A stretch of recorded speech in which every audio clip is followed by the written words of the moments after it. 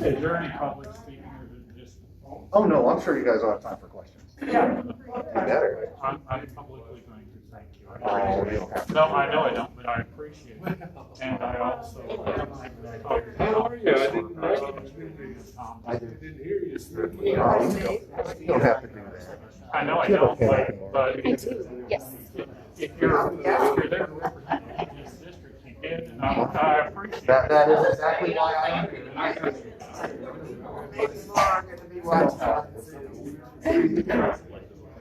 just got a smaller district, I got the same, on a different scale. Okay, let's get started. If we could, we appreciate everyone coming out this morning. I don't know if you can hear me, but talking through a mask does not sound good. So stay away, all right?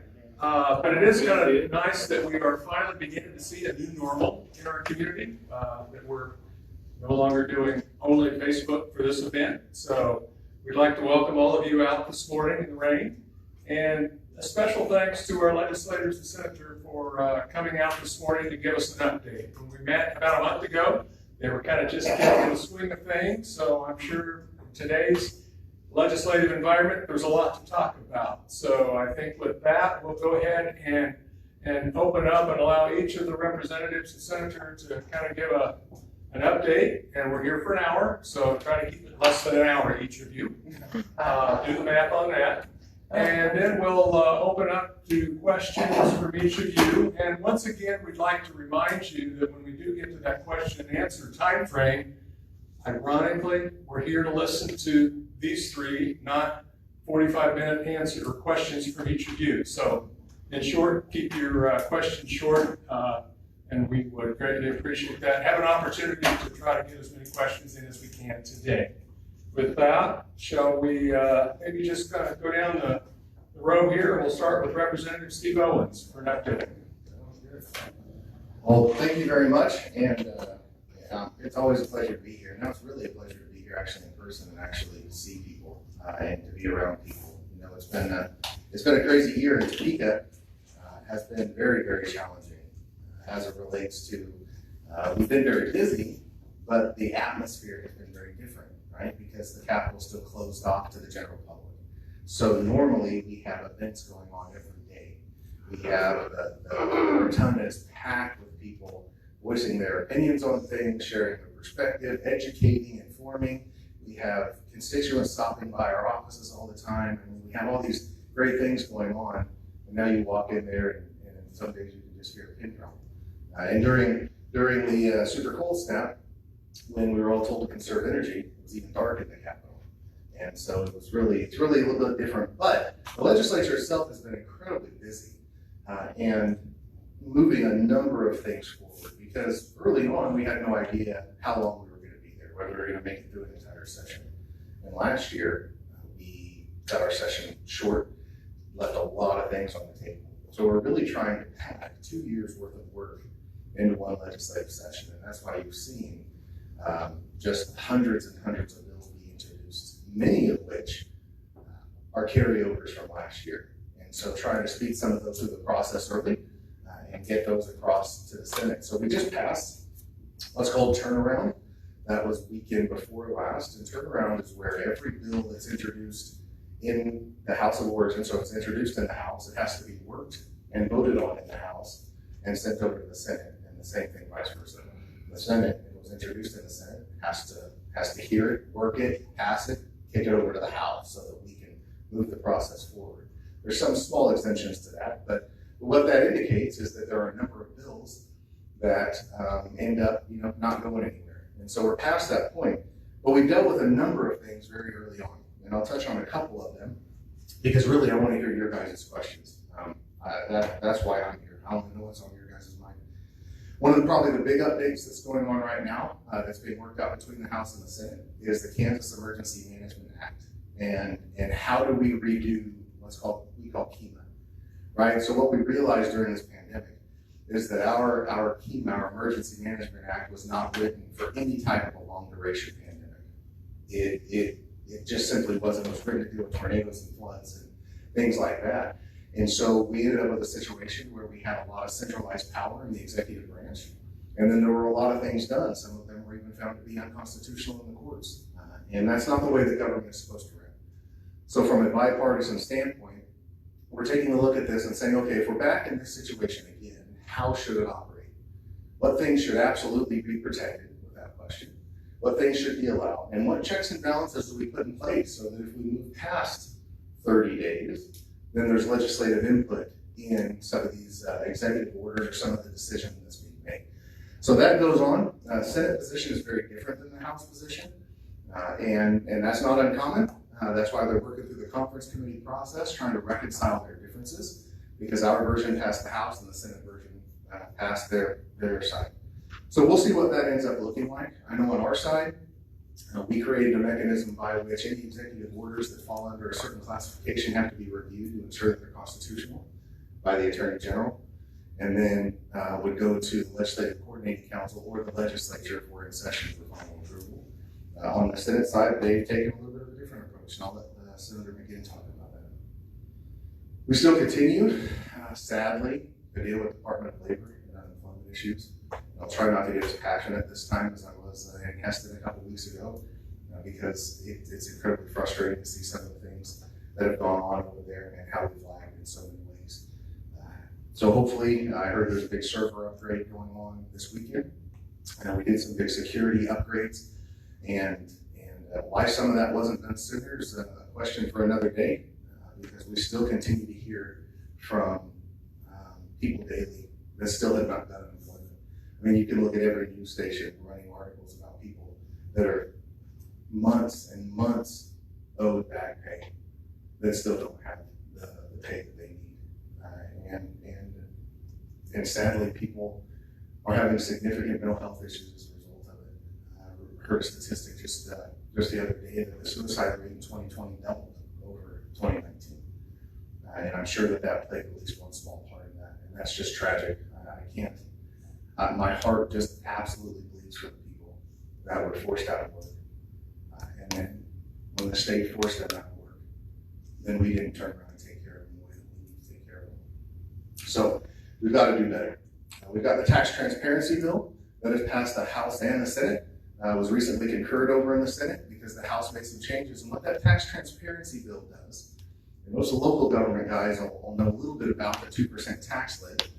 It does away with the 2% tax lid, but what it does is it requires any taxing entity that is going to raise your property taxes to send that information to the county, and the county once a year is going to send out to you as the landowner, as the property owner, that says, here's how much your taxes were last year. Here's the entity that's going to raise your taxes by X amount, whether it's the school, the city, the county. And then there's a set of hearings where they actually still have to ultimately, at the end of those hearings, approve that increase in your property taxes. The whole concept is to make it more transparent so you know if your taxes are going up, what agency is responsible, and very clearly, easily written. So that's passed the House and the Senate, again with bipartisan support, which is really, really great. I can touch on a number of other things. I can touch on some of the crazy that's gone on with our natural gas prices. Some of you guys may have heard of. I think Newton may be a little bit more insulated just because Kansas Gas is a KCC regulated entity and much larger. But a number of my communities, Heston, Walton, Halstead, Burton, Mound Ridge, saw their natural gas prices go from $3 per MMBTU, we'll just say gallon, $3 a gallon per se, as high as $622. So imagine you went and you had to fill up your gas tank for the week to get back and forth to work. And day one it was $3, and then went to $7, and then $40, and then $360, and you had to fill up at $700 or $622 a gallon. There's something seriously wrong there, and we're in the process of investigating to sort that out. However, it's one of the days that I was very, very proud to be in the legislature. It was Thursday before last, when things came full circle, and the need was so real and palpable that if we as a state didn't act, our cities could go bankrupt, and our citizens would go bankrupt. Because all our cities do with those gas bills, they don't make any money off of it. They pass that right on to the consumer. So could you imagine you or your neighbor has a gas bill that's normally $100. Last February was $100, but then they get a $4,000 gas bill for this February. You can imagine how that would play out. Well, thankfully, we're not going to have to see how that plays out because the state acted, and in record time, fastest I've ever seen something happen. At 8:30 in the morning, legislation was introduced to create a $100 million loan fund for our cities to borrow against, so that they can spread that bill out over time, so that people aren't getting the really massive bills. By 5 o'clock that evening, it was signed by the governor. Went through the entire process that quick. It's a proud day to be in the legislature because we're there, we're for the people. At the end of the day, that's our responsibility. So very grateful for that. With that in mind, I could go on. I have a lot of other things to talk about. Maybe it'll come up later. I will pass the microphone on to the senator and look forward to your guys' questions. And thank you guys very much for the opportunity to represent you. I truly do appreciate it. Well, good morning, everyone. Good to be here. Glad to have all of you come. Out of interest as to what we are doing up in the Capitol. So before I share some of those things, Representative Owens went over quite a few of those things, and so I'm not going to be redundant, and we'll save that time for questions. But one of the things that came out of this pandemic that I think is going to be very good long term is last summer we had the Legislative Budget Committee, and we met several times because we were monitoring what the governor is doing at State Finance Council and those kind of things. And I was also on the Spark team, which was the team that decided how we use the CARES money throughout our state, and how, I remember the rush, you had to have it done by the 31st, so you had to create things or think about things that could be used right away. And in that process, it was at the very beginning, it was all PPE and sanitizing and everything like that. And then, later it turned to virtual and remote, and it just went through this journey, and then, finally it was testing, and then it was now it's vaccines. But one of the things I pushed for was we need to figure out, this is like back in July. I'm like already thinking about January, I thought, we need to figure out how we're going to come together as a legislature, how we're going to be able to operate under this COVID pandemic. And so I talked to leadership and our administrative services folks and our technical people, and we figured out a building that was not designed to do this. Thank goodness somebody put the right things behind the wall, because I was very worried, because I was there when they put those walls up, and I was very worried that we didn't have the proper electronics behind the wall. But what I'm getting at is, all those rooms, all committee rooms are on WebEx now. We have video monitors, we have cameras that swing to the person that's talking. And so you at home now can click and you can watch us live. You don't have to go look for the YouTube later. You can, but you can watch us live. So if there's an important committee meeting that you want to be part of, you can click on our website and you can be there. If you want to be part of it, of course, you have to call the office just like usual, sign up to be on there, and you'll be able to speak. The reason I'm glad we did this, one, we had to do something to continue to operate. We could not be in those committee rooms stacked on top of each other. What they've done, I'm really surprised.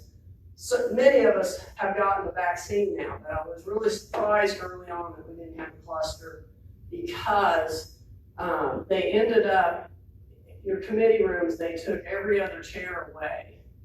Where staff sits, they put them, other legislators at a table, and then staff either stayed in the other room till called in, or they were on WebEx, and it has worked very well. But that's what's getting us through the pandemic. That's what's giving Kansas opportunity to continue to do what we do. But for the long term, we never would have invested that kind of money. We always talk transparency. And now you have it. And if legislators in the future decide they don't want to turn that on, I'm probably going to throw a fit, because that is the best thing for all of you that not 20 minutes away from the Capitol that can get in their car and go watch the proceedings, or watch how their legislators behave, or watch what their legislators say. So that's a great thing that came out of this pandemic. This year I chaired local government, And I'm on the budget and natural resources. And on the budget, we are moving very quickly. We finished our budget the other day. We're going to be running it across the floor. I believe I heard on Tuesday. And in that budget, my responsibility had to do with all the social services. And what I mostly did was fix and put back in the allotments that the governor did last year. If you remember when we did our April consensus revenue estimates, things looked pretty bad because they were looking at a society that was shut down. And so our revenues looked horrible. And then when they came back in November, they weren't as bad as they thought. We still need to be frugal and responsible with those dollars, but it's not in such a bad shape as it was. So, but that's why the governor did the allotment she was trying to prepare. And so anyway, the allotments that happened, things were like TA waivers for brain injury folks. You don't just put brain injury folks on a waiting list. That issue has to get taken care of right away. The people that take care of our IDD kids, the intellectual disability kids, those folks make $10 an hour. So they could go to McDonald's or Walmart and make more money. They choose to take care of our most vulnerable citizens. So we gave them a 5% raise in our position and then trying to do another 2% later. We also took care of some senior services as well as the senior nursing homes because we know that they're still challenged a bit, and so we wanted to help try to offset some of those challenges that they have. Moving on, Steve talked about KEMA. Big differences between the House and the Senate. They've been working constantly this week trying to figure out what the resolution is on that. And I do not know what their big sticking points are, but I know that the conference committee has gotten pretty heated at times. I know that leadership was called in last Thursday, so hopefully they're going to work through those points and we'll see what it's going to finally look like later on. The mental health, the modernization of mental health, there's some bills out there moving that forward. One bill we just passed recently had to do with behavioral health, integrating with the mental health folks. In the past, we've had these silos. You know, you got mental health and then you got substance abuse. Well, we know sometimes you can have mental health and not have substance abuse, but many times people that have substance abuse also have mental health. So we had to break down those barriers and those walls and get those folks to start working together. So we did pass some legislation on that. Finally, because I want to hear what you guys are concerned about, I just want to briefly talk a little bit about first trains. I put out the bill to the length of trains. Interesting thing that's come out of that so far. One, I've learned that the federal government does not legislate trains. And we all know that started the first time they put the rail down in the back in, 1850s. And states can do some types of regulation. But then there's some other regulations that can interfere when you start talking about commerce and that kind of thing. So we're going through that journey. Here's the interesting thing that's come about it though, is that, I tell you what, you introduce a bill like that and you finally get the railroad lobby to come see you. Not once, but twice. And first thing he did, he came in and he started talking about 3 issues in Newton that I wasn't quite aware of, that he already went and looked at all the problems in Newton. He goes, I want to let you know we fixed this problem, this problem, and this problem. And then, by the way, we're building double track all the way from Strong City to Butler County. And he said that'll be done in 2024, I think he said, maybe 23. And he said that's going to take a lot of pressure off of the Newton area. And then we talked about passenger rail, and he kept talking about passenger rail in Newton. And he says, so those, trains won't have to be stopped there. And I said, well, I don't have passenger rail in Sedgwick, but I have a train that blocks off my community every day. And he said, well, that just shouldn't happen. And I told him a few years ago, it did happen when it was 20 degrees out, and the kids out at school got tired of waiting because they were cold and they started crawling under the boxcars. So he finally called Fort Worth. But point is, he said, Carolyn, tell me about these problems when they happen. And I said, I did tell you about them. There's been pictures in the newspaper a few years ago. I just take a picture of it and send it to him. But one thing has happened. Hopefully things are going to get better here in Newton. And the other thing is, the first time ever, some of you may know Mike Hall, the former superintendent of Sedgwick. He walks all the time. Sent me an email last week and said, Carolyn, for the first time ever, I saw a sign at one of the intersections and it said, you can go to 5th Street. That intersection is open. So all these years, which I asked, why can't you park one side or the other in town and leave one access point? So I'm not the only one doing this. 4 other states have passed this out of committee. Now where they're going to go, I don't know yet, but I think at some point in time we have to say, wait a minute. We had to blow the horn and say, wait a minute. Your trains are 3 miles, or 3.5, and now I've heard 4 miles. So at what point, and their argument is economic development, efficiency, the weight of the train, and the electricity. Not once did he talk about safety, because they want to put 1 engineer on the front and 0 on the back, and that 1 engineer on the front cannot see what's going on in the back. So anyway, it's a journey. We're going to continue those conversations, and then we're going to start a joint caucus with the House and the Senate to be ready for. We're not sure, but we think that there's going to be a infrastructure stimulus plan that comes down, and if that does happen, there's a very good possibility, because we had Amtrak on a meeting call a couple months ago, that they would look at the Heartland Flyer, they would pay for the Heartland Flyer, the rail, they would help pay for the first couple of years of operations. But we need to have a plan, and we need to have agreements with Oklahoma to get that started. So that's down the road a bit, but if an infrastructure bill does come down, we need to be prepared as a state, along with Oklahoma, to move that forward. So with that, I'll stop and hand the microphone to Avery. Hello. Well, thank you so much for coming. I'm glad to be back in person and not just on Facebook Live. The legislators did a great job before me on touching on most of the bigger issues, so I won't touch on HEMA or the unemployment, but I do want to shadow what Representative Owens said about the sub for SB 88, which was the natural gas and electricity bill. I sit on the Financial Institutions Committee, and that's where that started on that Wednesday morning. And I just wanted to give you an example, and I know Representative Owens did as well, but the city of Denison, which normally spends $125,000 on natural gas for a year, their bill in less than 1 week in February was $241,000. So the community was considering bankrupting and de-incorporating until this bill was passed. So I just kind of wanted to shadow the representative that I was very proud to see that all the way through.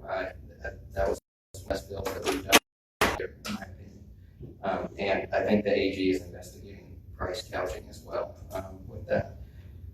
And one last thing I just wanted to say, I had 3 different representatives ask me this week, what's the biggest thing that what's the most unexpected thing with the legislature?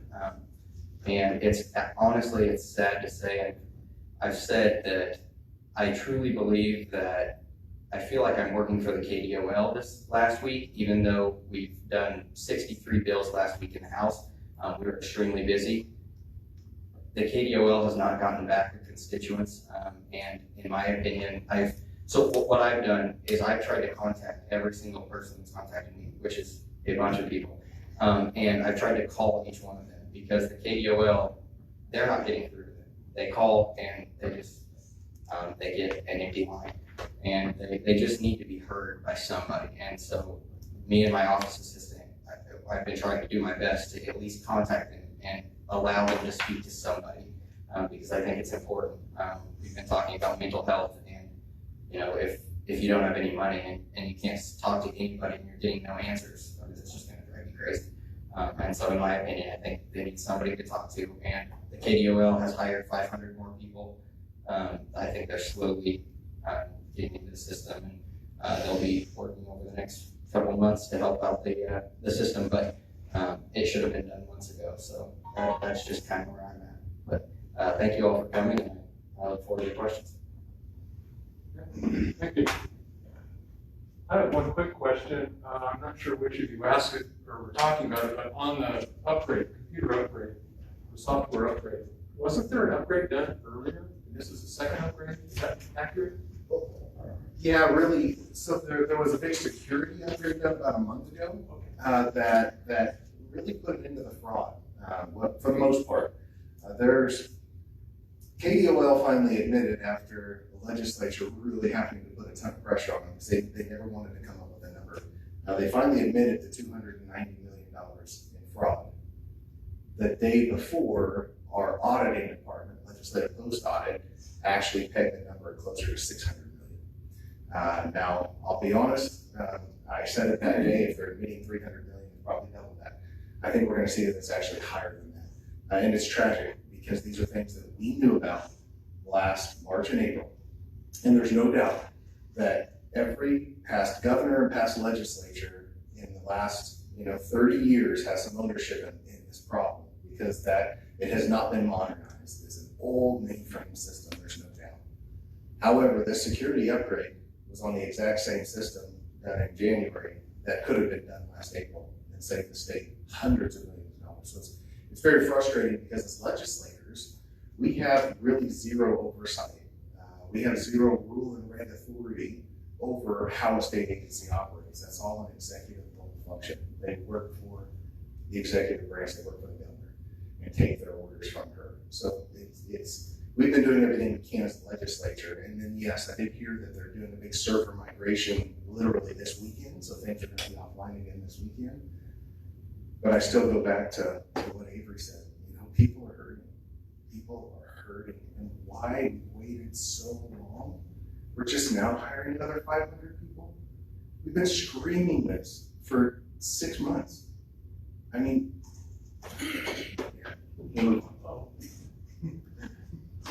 Okay, thanks for the clarification. Got a question over here. Mike, realizing we're on Facebook Live, one of the two? All the above? Facebook Live, So, brief question to the representatives. Just a couple things. I contacted Avery about my problem with the Kansas Department of Labor. My identity was stolen. And I got a 1099 for unemployment. I don't know if it's what you did, but this is a good story. Within 2 weeks, I got it corrected to 1099. So that was resolved really quick. I'd also like to know what your 3 stance is on medical marijuana. And also I'd like to know where the bill is where employers cannot require their employees to get the China virus shot. Okay, great. All right. What do you want to chat about that? What's the issues? The shot, about employer shot. They had a hearing, I believe, in health. That didn't stay. Okay, and that's why I'm like thinking it wasn't health. And so Dr. Stephan was the one leading the cause. And I believe, if I recall, it had a hearing and it died. And it's, anyway, it's not I don't know if it's gonna come back. Nothing's ever dead until we're out there, right? Okay. But it wasn't an exempt bill. That's what I'm trying to say. So, but there was discussion about that. Now, I have not met anybody that says they're gonna force their employees to take the shot. I haven't met anybody to do that. On medical marijuana, and Representative Owens and Representative Avery may have, Anderson may have a little more idea, because it seems like marijuana starts always on the outside. It's just what I've always seen. And, but I've always been supportive of some kind of medical marijuana, but nobody has really taken a bill and worked hard to make sure, here's how we're gonna regulate it, here's how it's gonna be distributed, here's the people that will qualify. It just gets these kind of legs, hey, what do you think? We need some medical marijuana. And then the governor trying to get her Medicaid expansion going, hey, let's do this together. But even on the Democrat side, it's like, if the governor's gonna announce that, she needs to probably have some of her own folks that at least tries to lead that cause, so we can have that conversation about it. But I think if you had a good bill, this is just my thought, if you had a good medical marijuana bill, and the people that I've talked to, and it really went through the channels and everything, I think you'd have medical marijuana in the state. I think there's enough people that would vote for it. As far as the other bill, I don't think there's anybody that has as much interest in forcing people to take the shot. You either want it or you don't. Not put pressure on you to answer the question, just hand to the mic and say, what are you gonna say? So I'm very clear, nobody should be forced to take a vaccine, whether that's from an employer, whether that's from a county, from a state, from anywhere, nobody should be forced to take it. It should be a personal choice. It's very simple. It's just like a flu shot. It should be an absolute choice in my opinion. As it relates to medical marijuana, so yeah, on the House side, Representative Barker at Fed State has introduced that bill, or had it introduced, and had, I think, 3 days worth of hearings from the proponents, the opponents. I haven't heard whether it's actually gonna get worked. It's very interesting, just kind of how it's a split decision at this point. I hear that it's really close within committee. It'll be interesting to see if it does come to the House floor. As it relates to medical marijuana, what I don't want to see is us pass a medical marijuana bill that looks like recreational marijuana, like what Oklahoma passed. Okay, I have issues with that. I've always been really hesitant about even the idea of medical marijuana, but what I've seen over the last 3 years is really a shift even in my constituency in the 74th, where they've gotten a little bit closer to a some well-regulated mechanism. The current bill doesn't allow you to smoke it, which is one of my requirements. It allows it only in pill form or in edible form, because again, if it's medicinal, I don't know of any doctors that encourage you to put smoke in your lungs. So, things like that. So I think that there is a path. I'll tell you this, for me, there is a path, if it is very well regulated, that I could get behind it. I still have a lot of reservations, and I'm very concerned because I think that depending on from which lens you look at it, the success in Colorado or the lack of success in Colorado, they talk about the state revenue windfalls and how great that is, but really it's offset by the social issues that are created. And I can tell you, I would never push for it. I'm not that passionate about it, but it really does take somebody that is truly passionate about it, that is from the legislature that's going to carry something like that. So. Okay, great. Okay, there's another question here. You might mention your name. I'm Mike Fellows, and first off, I want to thank all 3 of you for supporting the legality of both proposal and legislation. Again, we all recognize that the Kansas Constitution needs to be changed to protect women and unborn children and protect their rights. I'm also representing the Convention of States, and we have to realize that we have a president that's already signed 50 executive orders or more. And they're trying to usurp the power from the states and push it to the federal government. If you don't support the Convention of States proposal, it'll be in the Senate this week, I believe, Carolyn. That's what Dave Cole is telling me. They're going to be talking about it. Why wouldn't you support having Kansas join the other 15 states and propose a convention? Since I got pointed out, I'll just answer that real quick. Sure. And then they can talk there. So, yeah, Mike, since I saw that you were here and I figured you were going to be here, this is called a bill index, and they update these periodically. This is all the bills that have been introduced, and then it tells you where they're at in the process. And this was updated on the 11th. And the bill in here, it says that it was introduced on the 14th of January and referred to the Committee on Elections in the House. And that's the only fraction I see. I have not heard anybody talk about that on the Senate side. That's not to say that somebody won't introduce that on the Senate side. They thought it'd come up this week, that's why I wanted to do it for you. Okay, has it been introduced or will it be introduced? I didn't get all that, Okay. so. So as far as, I thought it was gonna get going on the House side because we weren't hearing anything on our side. And I asked him that, he thought it would be in the Senate this week. So wherever it goes to the committees or however that works. And Mike could explain convention of the states better than I could, but basically it's in our constitution that you can call this convention. And I think some of us that don't know a lot about it, we need to have that conversation about it. It's who is called, what are the rules, those kind of things. But it's how many states have to do it in order to? Yeah, we have 30 legislatures have to go through to propose the convention. 30 states. And those 30 states can propose amendments. And if they're approved, then 36 state legislatures have to approve it just like a constitutional amendment. It's a supermajority. So it's a process, but the people in the states are involved in the process instead of people in Washington, D.C. who don't listen to what we're doing or sign executive orders now. So the overall concept is that it's to take back control of the federal government, more or less. So let's just talk about our spending. You know, we're into the trillions and bazillion dollars right now. And it's a way to take back some of the control and things from the federal government. And again, I've told Mike, I'll listen to the debate, I'll listen to the merits of it and all, but it's not there on my side. But I always say, then why don't you hold accountable our federal delegation? You know, we have been Republican for years. I guess we have one Democrat now.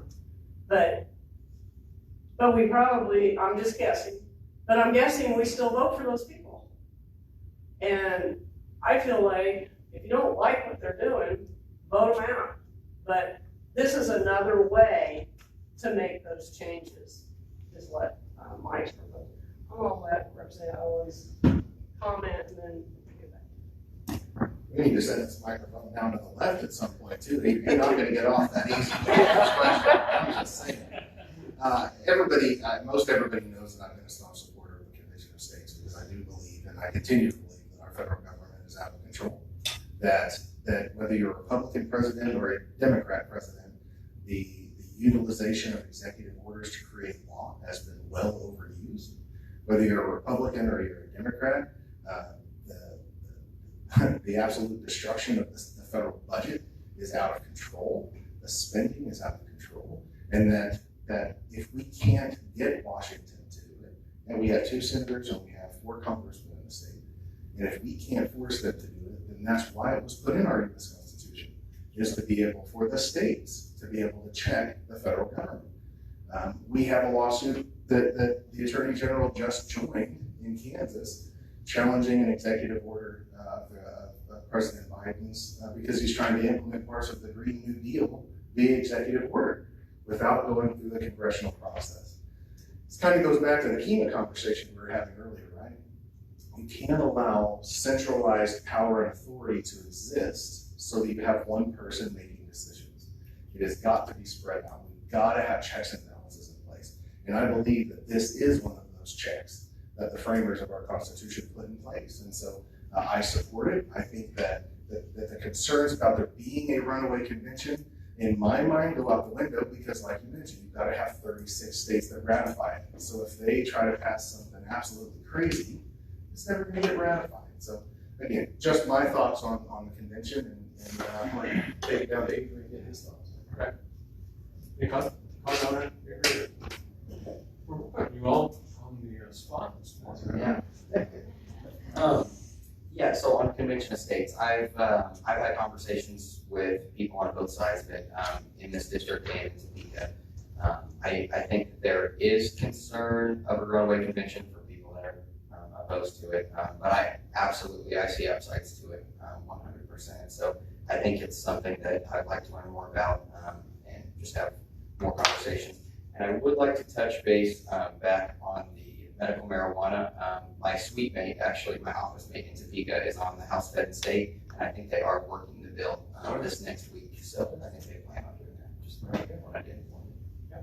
He had a question there behind this. Probably have a topic here. Well, our state universities, especially KU, K-State, and Wichita State, are really, really hurting financially.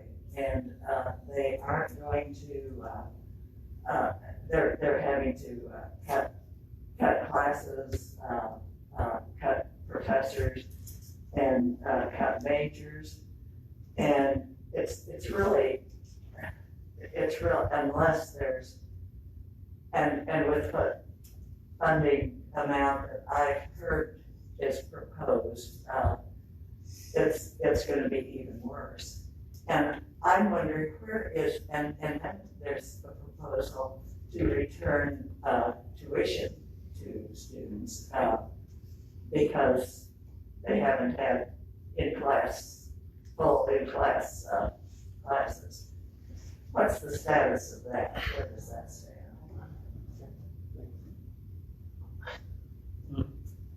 We just finished our budget yesterday, and we had that discussion about that. Now, I know the House is having a discussion in appropriations about the returning of the money.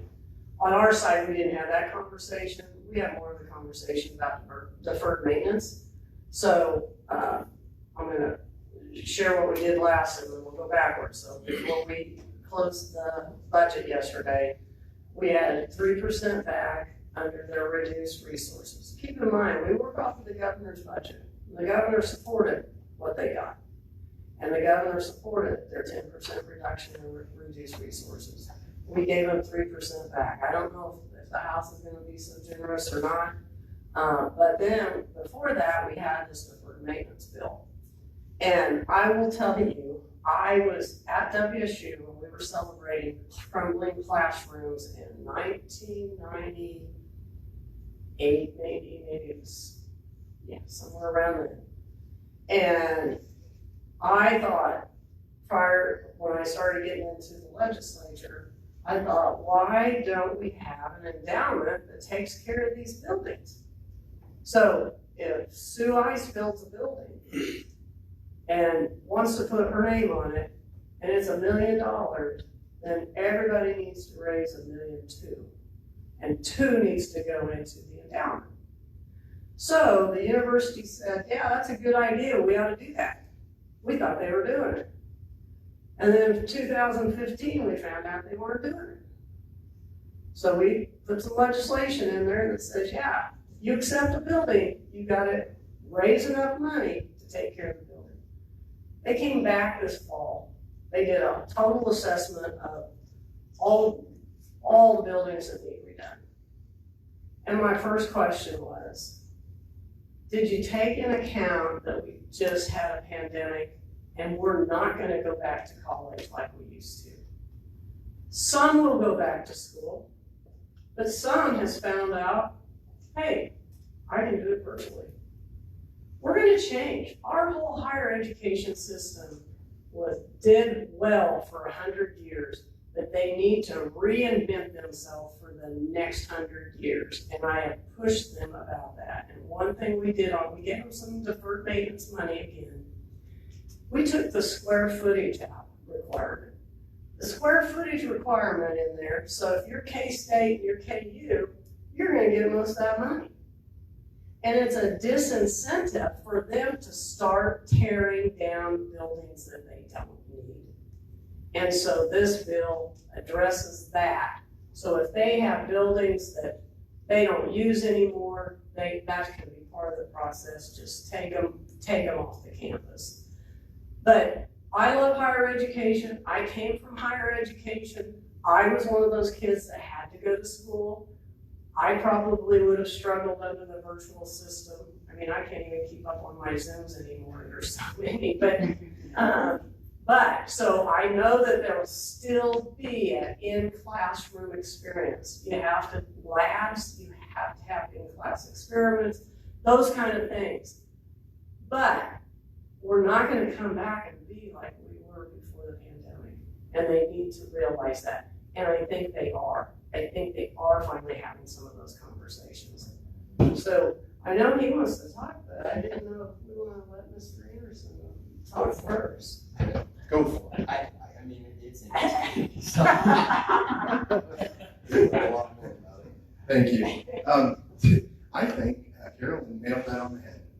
Higher ed has got to reinvent itself, and we're seeing it begin to happen. We're seeing it because while we're seeing our huge state institutions, and by the way, I'm a first generation college student. I understand the importance of college education, but I also understand that as a K-12 system, we have been pushing people into colleges where college isn't necessarily right for them for far too many years. And now we have significant lacking in our technical trades, in our manufacturing, in our HVAC, and electrical, and all these other trades. So while we're seeing the big, huge institutions struggling, we're not seeing Touch Community College struggling because their technical education is going through the roof right now. We're seeing our colleges that really have embraced the technical education side of things prosper and do incredibly well. So as it relates to the specific amendment on returning tuition, that is a huge issue. It's easy to focus on the institution itself and say, oh my gosh, this is going to be really hard on the institution. But what about the kids? What about the kids? What about the parents that have saved their entire lives to put their kids to college for them to get halfway experience, or for them to not get the full education that they deserve? Now, whether that'll actually make it through the process or not is to be determined. I think more than anything, those of us that supported that amendment really want to have the conversation. The irony is, and I've got to get with my daughter, she got a check in the mail from Wichita State. She's a senior. She got a check in the mail literally this weekend, or excuse me, yesterday, returning part of her money. Now, I don't think that has anything to do with our conversation because that was just last week. But I think the schools are realizing that this pandemic is going to force them to redefine themselves. Just like businesses had to redefine themselves, just like we in many ways had to redefine what our households look like and how we operate, that's got to pass through all the way up to our educational institutions as well.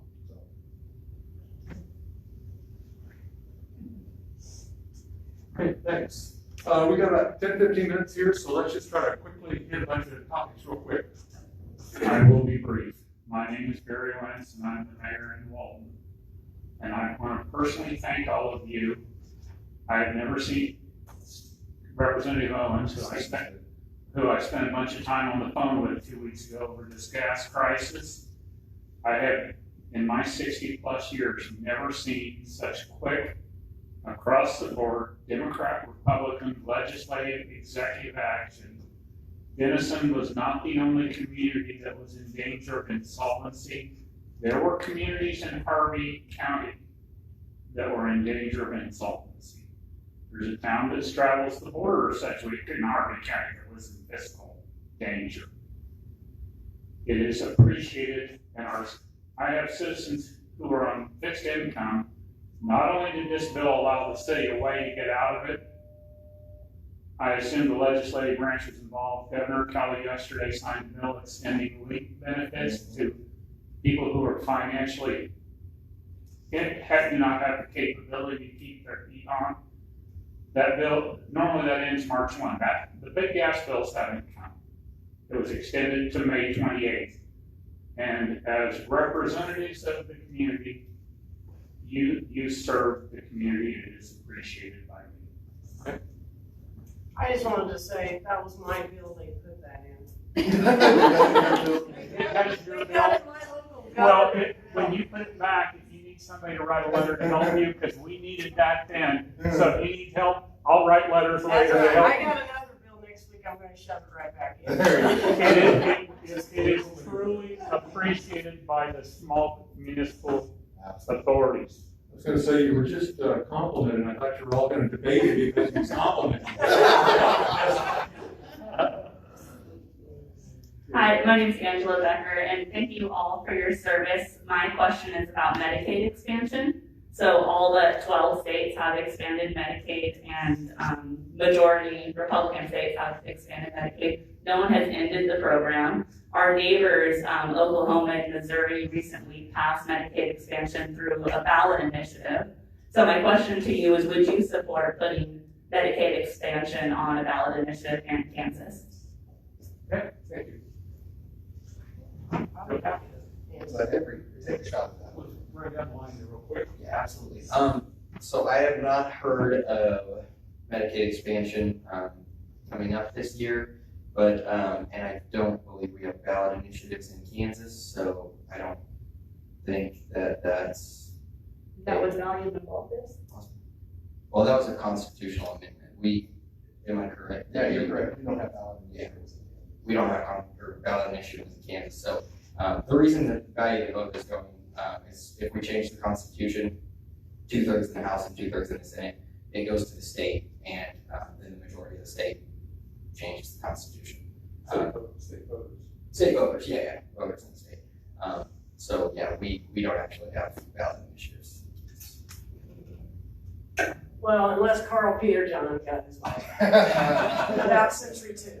So he likes those, he likes what California does, I don't really. But so to answer your question, I have voted, on our side, we've never gotten to have the debate. And I have voted to pull it out of committee so that we could at least have the debate on the floor. We didn't have enough votes, so we still don't. Now, after 2020 elections, 5 or 6 of those individuals that voted to move forward and have the discussion got beat in the primary. And then in the general, I believe a few more got beat. So I'm just doing the math. I don't think you're gonna see it on my side. All of my leadership is totally against it. And you're right, I think every state around Kansas has it. And I think we're leaving a lot of money at the table because other states, what we're doing, we are paying for other states to have Medicaid expansion. With my tax dollars, we're using that. And I'm sure Representative Owens is gonna have a different perspective on this than I do. But my thing is, I have said all along, all the people that are against it, they say, it's cost too much. How can we afford it? The federal government will back out. Well, guess what? I'm not on the health committee.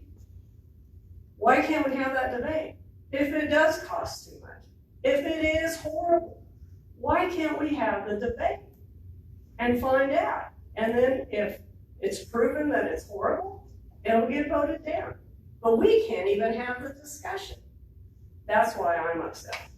So I can't tell you how I vote even because we haven't had the discussion. So I have no problem having the discussion. I truly don't, but my leadership's in the exact same way. There's no way that this is going to come to fruition. Chances are this year or next legislative session. They're adamantly opposed to it and understand how kind of the hierarchy in the legislative process works. Right, when a bill is introduced, I can introduce any bill that I want. I could introduce a bill to say that the sun is purple. I can do whatever I want. Then it's sent to a committee. The committee chairman ultimately decides whether that bill is heard or not. Plain and simple. The chairman has that authority. If they don't want to hear it, doesn't get heard. Same thing with legislative leadership. Majority leader in the House is the one that decides what bills make it onto the floor for a vote. That is his sole decision.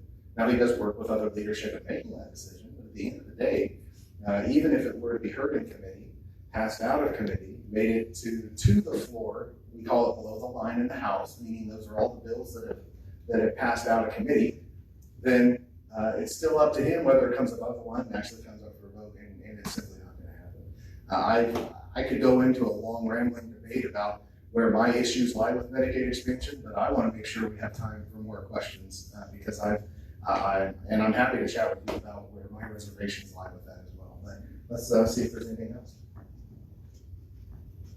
Long rambling debate comment scared the heck out of me, Steve. We can have one on that topic. Just saying. Yeah, a lot of things could be talked about. Like it would be interesting, but I don't know about being here all day. Yeah, my name's Arnita Cowery. I have a couple of questions regarding the school choice bill. First of all, I read a couple of interesting articles about this that really have made me think. And I'm wondering, okay, school choice bill, my understanding is that gives people an opportunity to donate money to scholarships for children to attend private schools. And that it also, there's also another component, I believe I'm correct, in families being able to establish a savings account for attendance at private schools. And my questions center around the funding for this. What is the proposed expense to the state for administering this, and where do the funds come from to fund this? And would drawing down those funds affect funds available for public schools funding? And then one more question within that realm. Would this allow state funds to be in effect used to give to private schools that are not regulated by the State Department of Education? Okay, great, thank you. Thank you. See, Avery, you were working on a bill for that, weren't you? Was that similar to that bill that you did with the savings account? No, it isn't. So, my understanding, I'm not on the education committee, but my understanding is, yes, it is an educational savings account, it's not school vouchers. And so, it allows parents to use these funds for, it could be tuition, textbooks, anything to do with education is my understanding. And I believe that the senator, or the representative probably could speak to it a little better. They've been around the issue longer, but yeah, and from what I understand, the educational savings account is, it's not exactly vouchers. It allows you to use them how you want with private schools. Bernice, I think you had a lot of questions in there that would take a long time, so I'm just gonna cut to the chase on the heart of the voucher situation. We had that debate. I think the House is gonna have something going on maybe here in a week or so, or perhaps through the budget. I didn't vote for it in 2015, and I didn't vote for it this last time. And you can call it whatever you want. You can call it a voucher, you can call it a credit, you can call it, whatever works for you. But for me, the way I've seen credits work is I sign up for that credit, and I do so because I either get 50% of that credit or whatever is allocated, and I get to take that off of the bottom line of paying my taxes. Well, they say it won't impact schools, public schools, but in fact, you're doing a credit. One, you probably like the school, but you're also doing it so you don't have to pay taxes. And then that credit goes to that school. So, we have people that support the private schools and those kind of things. My feeling has always been, I remember when my first year of being elected, I talked to one evangelical pastor that told me he sends his kids to private school and he has no problem paying for public schools. He chooses to send his kid there. I had a Catholic mother said, we have no problem paying our public taxes for public schools. We choose to send our kid to a Catholic school. We don't want government giving us any money because we don't want government telling us how to teach in the classroom. Right. And I appreciated those answers, but it has changed over the years. And now, it seems to be the drive is now we're trying to figure out how to put money into those private schools. And that may end up being the trend. Well, on our side, it passed with 23 votes, but for 2 years, it has to have 27 because the governor's probably going to veto it. The House, I'm going to let Stephen answer though, I'm guessing it's going to pass in the House, but I don't think we have the override votes to do that. But if Governor Kelly's not elected in 2 years, then it's something that we'll have talked about for a few years and it could end up flying. Thank you. So first I want to tell you that House Bill 2119 hasn't made it to the House floor. And as you probably heard me talk about before, you know, in the legislature, we kind of live in silos. We're really focused on the committees that we work in, because that's what we work in day and night. Now, I'm on corrections, judiciary, and appropriations. So those are the three that I really focus on. When a bill finally comes to the floor for a vote, because remember, that just because it passes out of a committee doesn't mean I'm ever going to have a chance to vote on it, because that's up to the majority leader, right? So when it comes above the line, that's when I really dig in and really try to understand it. With that being said, I have kind of a basic understanding, and I have a lot of information to still read about it. And it's important to understand that first and foremost, House Bill 2119 fully funds public education to the constitutionally mandated requirement. Fully funds it. So that concern's not there. Secondly, it's very important to understand that it's easy to talk about the schools. It's easy to talk about the private schools. It's easy to talk about the funding. But we've got to focus on the kid. It's just like we were talking about higher education. We've got to focus on the student. Right now, let me find the statistic. Currently, over 80% of free and reduced lunch students are reading and performing math below grade level. What about the student? What about the student that can't afford a better education and they're simply stuck where they're at? These changes apply to a very small percent of kids that are at the lowest level, that are at the lowest level of income, that are at the lowest level of their education tier, and provides an opportunity for these kids to seek education somewhere else. Okay? Do I fully support it? I can't tell you yet, because I've got to understand all the dynamics, but I do support the idea of children having an option to get a better education if they're not getting what they need where they're at. That I do support. So I look forward to having a conversation and a debate, whether, again, we'll have the majorities needed to override it or to be determined. But that's one that I still have a lot of learning to do. Great. Okay. He's the one to ask Okay. questions. How about this is going to be the last question of the morning? Please give us your name. Short. My name is Brewer Everly, and I just want to say the convention states we need 2/3 of the vote, so your vote's going to be very important. And I think the biggest thing that we're trying to push to the convention states is term limits, because your senators and your House of Representatives in Washington, D.C. are not going to do it. We've seen that. It doesn't matter how you vote. And that's one thing. And you're worried about a runaway, but how is there a runaway when the same legislation is going to come back and you're going to be able to vote on it? And there's a really good thing that they had the other day about David Barton and Houston, Texas, and it says that we have to start at the bottom. We tried with Trump to get it to the top, and things are so bad that he had no power to, and what they did was totally went against him. And the thing about it is we've got to start with the ground roots and work out, because that's the only way. Okay. Great. It sounds like that's more of a federal legislation, or is that what you're talking about, or the state level? What we need to do is start at the state level and work out, because you can't have somebody just trying to clean the swamp out there, because they're there and even our Republican people are there, you know. Can I add one more thought? In Topeka or in Washington? In Washington. Okay, but realizing the history you're from, may represent us in Topeka, we probably agree on that, but we need to talk to our federal representatives and senators. Yeah, and that certainly is, right? If we could get our federal delegation to control it on the federal level, we wouldn't have to act. But here's the thing that's a bit unique about Kansas, and really the only reason the convention hasn't passed in Kansas. Back in the 70s, the people of Kansas voted on a constitutional amendment. As part of that constitutional amendment, they said before the state calls for a convention of states, before Kansas votes on it, they have to have a 2/3 majority in the state. We're the only one in the nation, as I understand it, that requires that. However, for some reason, I don't know all the historical context, the people of this state felt that it was such an important decision to mandate the legislature to have that 2/3 majority.